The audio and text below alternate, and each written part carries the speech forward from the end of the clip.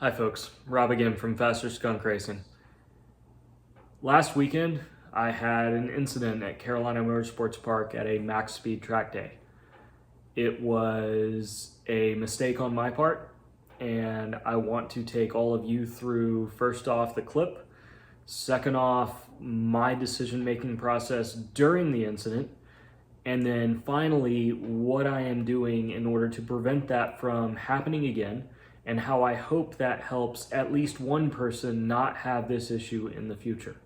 So first and foremost, let's take a look at the clip.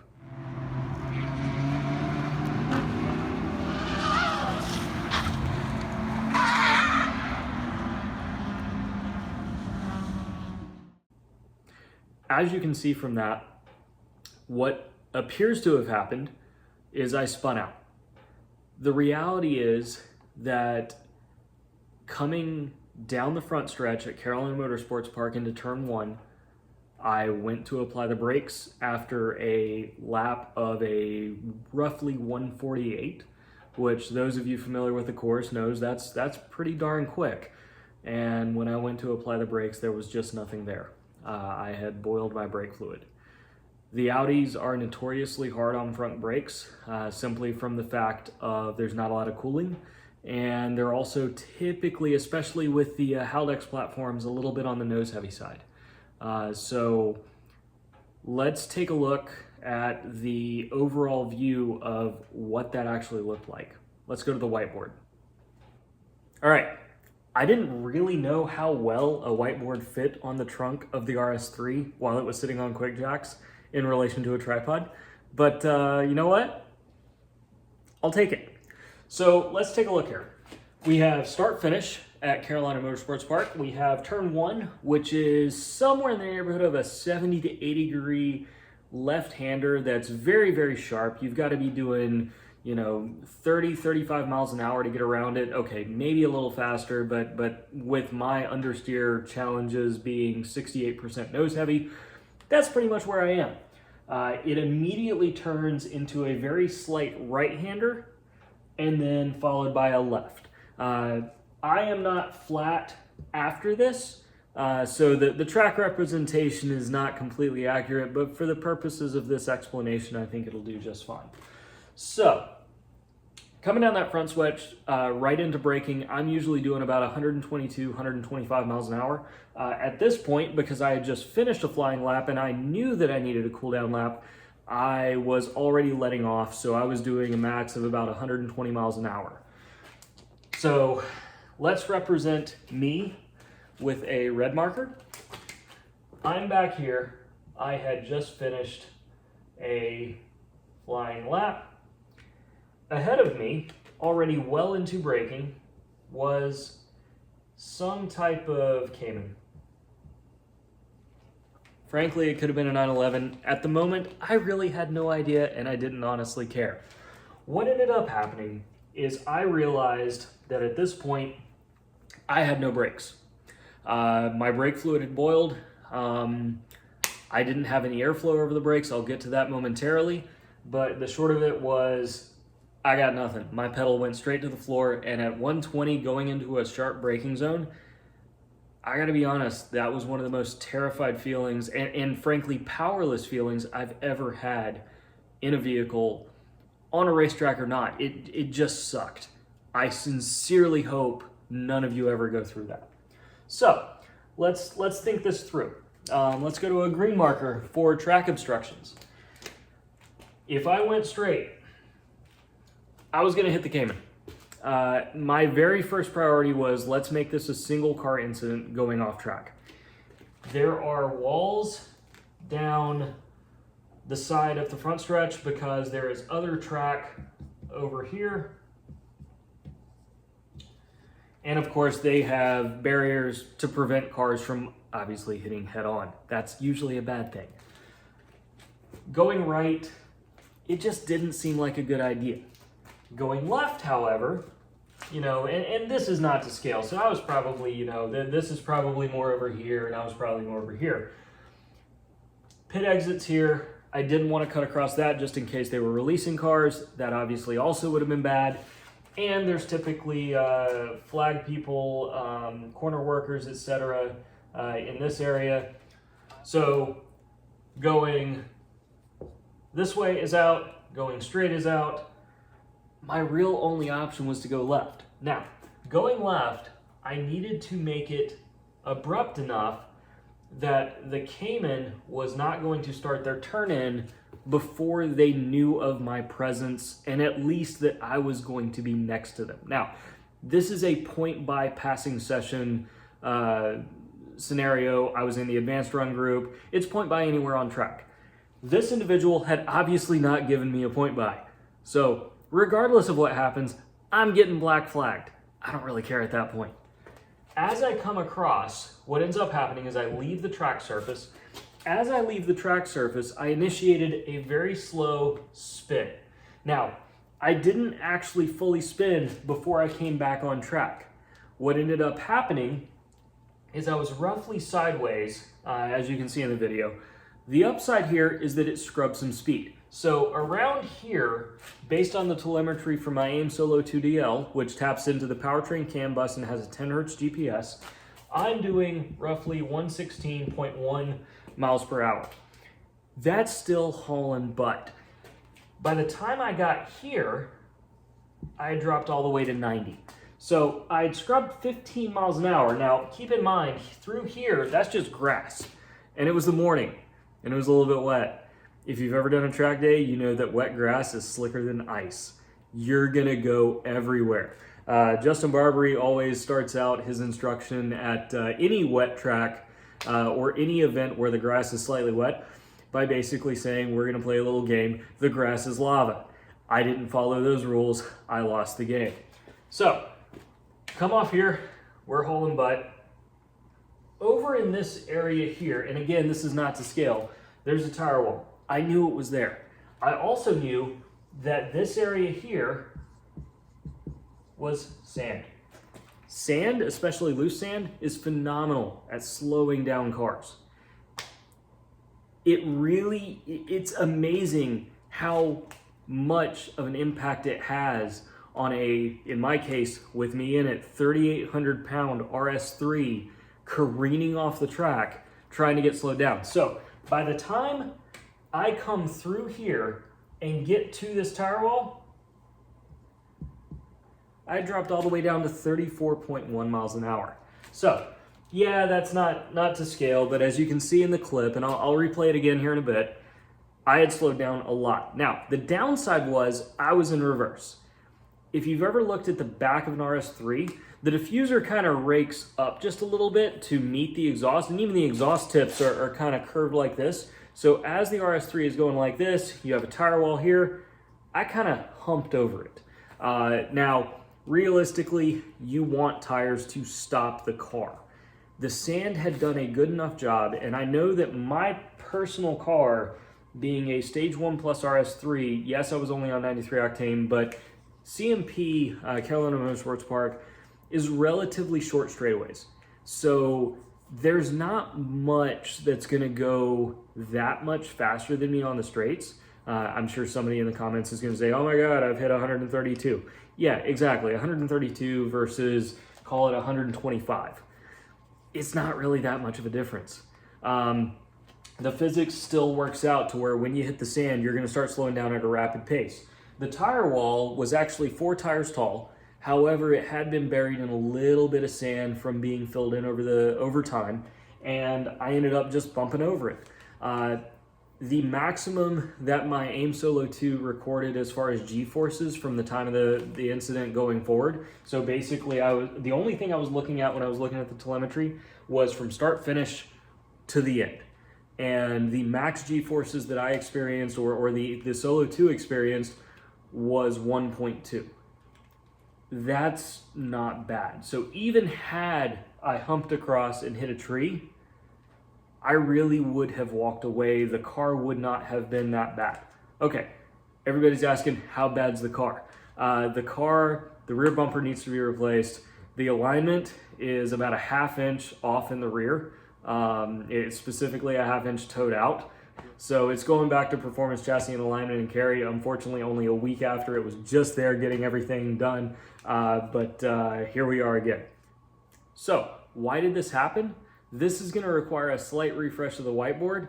I'll be back with you momentarily.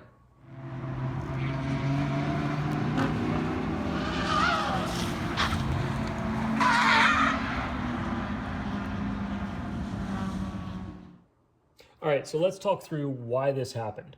If you remember my last video, I unboxed a set of Ultimate Performance JRI shocks built by JJ Ferrillo. They are phenomenal. I cannot say enough good things about them. Increased my corner hold speed at the kink by about 10 miles an hour. No complaints there.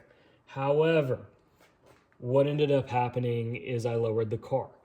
Why the hell would lowering the car make a difference in your braking power? So let's take a look at this. Black represents my wheel and tire. Blue represents the lowest level of the undercarriage, the body of the car. Red represents my suspension geometry. And then green represents my caliper and my rotor assembly. Again, why does this matter? Well, Audi, to help with the brake cooling problem, ended up adding little scoops that direct air to your caliper and rotor that zip tie onto the lower control arm. Not a big deal. They're very inexpensive. If they break, you replace them. I actually keep a spare set. That being said, they are susceptible to a few different things. Number one, they're susceptible to the amount of air that you end up with under the car. So if you lower the car and the lowest plane actually ends up down here, the number of air molecules that are under the car for those scoops to be able to catch, well, there's less of them. So instead of having all of this area, you end up with only this shaded area under here. There's another catch though. What ends up happening is if you lower your suspension and everything comes down a bit, your lower control arms actually aim up a little bit more. When they aim up a little bit more, you'll notice they actually no longer protrude below that lowest plane of the car. That being said, not only did I reduce the amount of air underneath the car, I actually removed those scoops from the actual airflow entirely. So not only was I overheating the brakes just by driving the car, I was actually overheating the brakes because I didn't have any air on them at all. So despite a massive upgrade in braking power, despite a massive upgrade in suspension, I made the mistake. I didn't realize exactly what I was doing to not only the handling characteristics, but also the braking characteristics of the car. So if you have questions, please post them in the comments.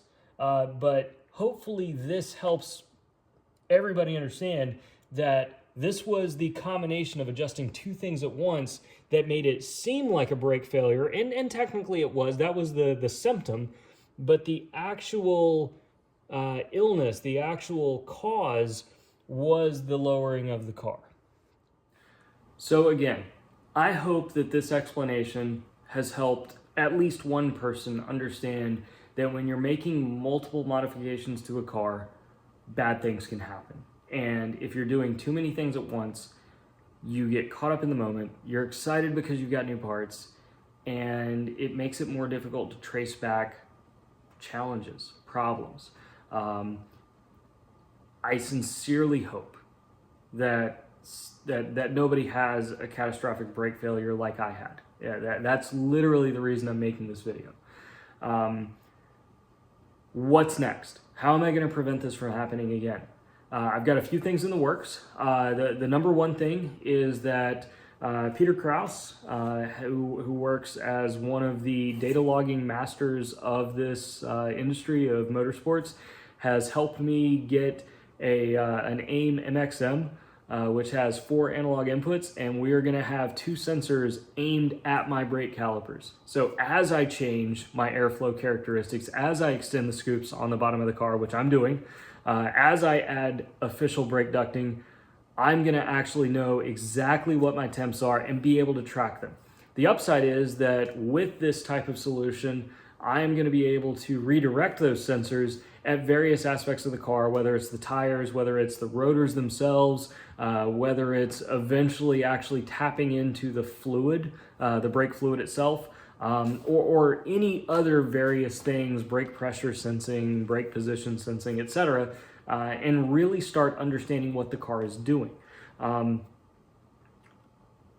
Next thing I'm doing is, as I mentioned, I'm rerouting some air. I got to get more air on the, any air is better than what I had. I've got to get some air on the calipers. And then the next thing I'm doing is I'm moving to Castrol SRF, which has the highest wet boiling point of any brake fluid on the market currently. There is one, Wilwood does have a higher dry boiling point. I decided to go with Castrol SRF. I'll write a blog on why and wet boiling point versus dry boiling point and things like that in the future. You can catch that on Tire Street's blog most likely. And then I'm also moving to a different brake pad. So Carbotech has been absolutely fantastic throughout this whole thing, providing advice, providing guidance, talking about how braking systems work. I spent a solid amount of time with them talking through the pad combinations.